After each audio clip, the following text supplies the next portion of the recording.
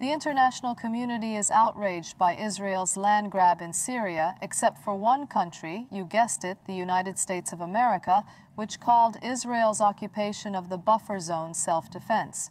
Immediately after that, Israeli troops in Syria were ordered to prepare to stay through the winter. Israeli Prime Minister Netanyahu and Defense Minister Katz also arrived in the buffer zone. A new Syria is the latest target of Israel's military actions that result in occupation and destruction. Since the fall of the Assad regime, the Israeli army has carried out more than 500 airstrikes in Syria. Syria's air defense system and navy have been almost completely destroyed. On the ground, the occupation campaign continues. The buffer zone that separates Syria and Israel, known as the Golan Heights, is presently occupied. Under the orders of Netanyahu, Israeli ground troops have taken control of this zone. However, it is important to note that this land had actually been specified as a demilitarized area as part of the ceasefire agreement that was signed in 1974.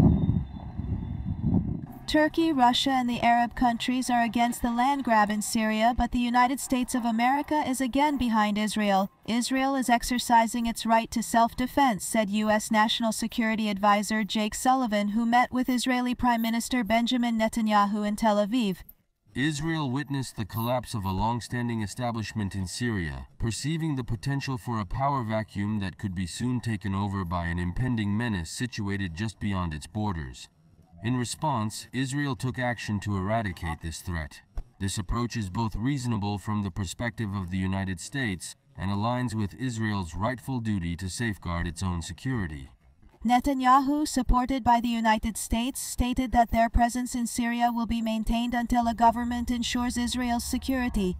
Furthermore, he asserted their intention to persist with the occupation of the buffer zone. Israeli Defense Minister Israel Katz also instructed Israeli troops to prepare to remain in Syria throughout the winter. Katz specifically pointed to the Sheikh Mountains within the buffer zone. He said that because of what is happening in Syria, it is strategically important to maintain our presence in the Sheikh Mountains. Netanyahu and Katz then went to the Sheikh Mountains. Katz signaled permanent occupation in his post. "We are in the Golan Heights with Netanyahu. We observed the summit of the Sheikh Mountains, which returned to Israeli control after a year. It is an exciting historic moment," he said.